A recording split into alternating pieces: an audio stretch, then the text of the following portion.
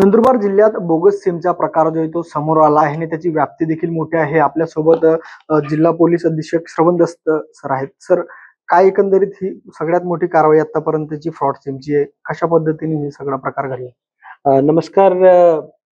DOT department of telecommunication कडून एक पत्र प्राप्त झाला होता पोलीस अधीक्षक कार्यालयाला.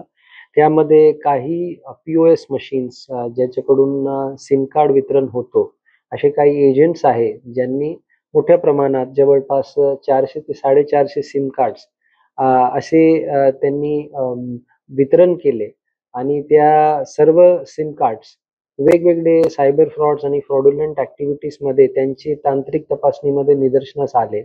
मग त्यांनी त्यांचे डिटेल्ससह आमच्या कार्यालयात पत्र सादर केला. त्या अनुषंगाने चौकशी करून त्यामध्ये नंदुरबार पोलीसकडून स्वतःहून त्यामध्ये सर्व जे आरोपी आहे त्यांच्या विरुद्ध गुन्हा दाखल करण्यात आला होता आणि त्यामध्ये आतापर्यंत एकूण 5 आरोपी आपण अटक केलेले आहे. यामध्ये टोटल 450 ते 450 सिम कार्ड्स त्यांनी बनवले होते आणि या सिम कार्डचा वापर मात्र आपले परराज्यात नव्हे तर परदेशामध्ये सुद्धा त्यांचा वापर झाला अशी तांत्रिक तपासणीमध्ये DOTचे त्याचबरोबर आमचे निष्पन्न झाले आहे आणि त्या अनुषंगाने त्याच्यामध्ये पुढे तपास सुरू आहे. यामध्ये काही आरोपी अजूनही फरार आहे आणि त्यांचा शोध नंदुरबार पोलीस घेत आहे.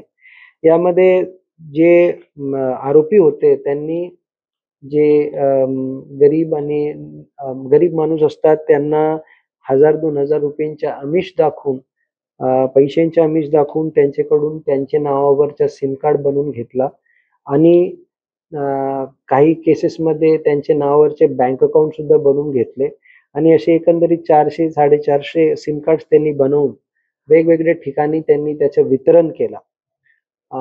याची तांत्रिक तपासणी DOT कडून आणि आमच्याकडून अजूनही सुरू आहे आणि पुढे याच्यामध्ये अजून डिटेल्स आणि सर्व जे काही प्रकारची फ्रॉडुलंट ॲक्टिव्हिटी आहे ते अजून उघडण्याची शक्यता आहे. मला सर्व नागरिकांना विनंती करायची आहे, अशा प्रकारची जे काही सिम कार्ड्स लोक क्रिएट करतात ते फक्त फ्रॉड ॲक्टिव्हिटीसाठी असतात.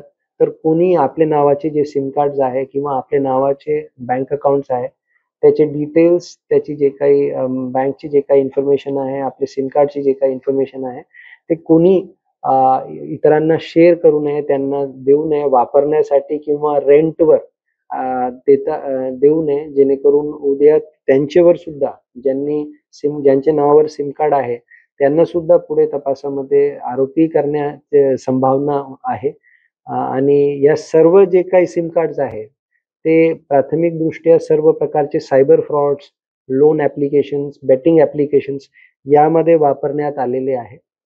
तर माझी नागरिकांना विनंती आहे की आपण आपले नावावरचे जे काही सिम कार्ड्स आहे ते स्वतः वापरावा आणि कोणालाही अशा प्रकारची पैशाची आमिषला बळी पडून आपल्या नावाचे सिम कार्ड असो किंवा बँक अकाउंट असो कोणालाही देऊ नये. सर्वसामान्य जे नागरिक आहेत त्यांच्या पैशाचा आमिष दाखवत त्यांच्याकडनं जे ते हे आधार कार्ड असेल, पॅन कार्ड असेल किंवा इतर जे डॉक्युमेंट असेल ते वापरून त्यांच्या नावाने हे सगळे सिम कार्ड तयार केले जात होते आणि आतापर्यंत 5 आरोपींना पोलिसांनी अटक केली आहे. राज्यासह पूर्ण देशातील आंतरराष्ट्रीय स्तरावरनं हे सगळे सायबर सिक्युरिटीचे हे प्रश्न आहेत आणि त्यातच ही मोठी कारवाई जी ती नंदुरबार पोलिसांनी केली आहे. अजून काही आरोपी यात आहेत, त्यांचाही शोध देखील नंदुरबार पोलीस घेताना पाहायला मिळत आहे. सागर निकवाडे, साम TV न्यूज, नंदुरबार. देश विदेशातील प्रत्येक घडामोडींचे लाईव्ह अपडेट मिळवण्यासाठी आता साम टीव्हीच्या सर्व सोशल मीडिया प्लॅटफॉर्मला लाईक, फॉलो आणि सबस्क्राईब करा.